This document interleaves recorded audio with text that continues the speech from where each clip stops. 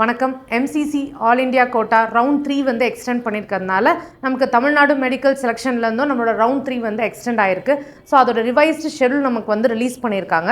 அந்த revised schedule படி பார்த்தோம் அப்படின்னா நமக்கு 12:10 சாயங்காலம் 5 மணி வரைக்கும் ஸ்டூடெண்ட்ஸ் வந்து ரெஜிஸ்ட்ரேஷன் பண்ணிக்கலாம்.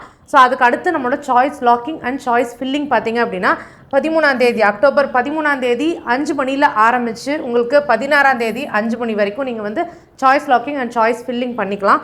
சீட் அலாட்மெண்ட் பார்த்தீங்க அப்படின்னா அக்டோபர் 17ஆம் தேதி வரைக்கும்.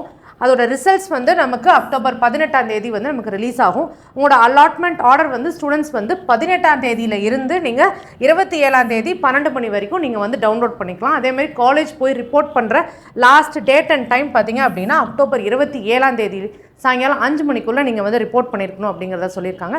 இதே மாதிரி நிறைய யூஸ்ஃபுல்லான அப்டேட்ஸ் உடனே தெரிஞ்சுக்கணும் அப்படின்னா நீங்கள் ஃபியூச்சர் விஷன் நீட் சேனலை சப்ஸ்கிரைப் பண்ணி தொடர்ந்து ஃபாலோ பண்ணுங்கள். தேங்க்யூ.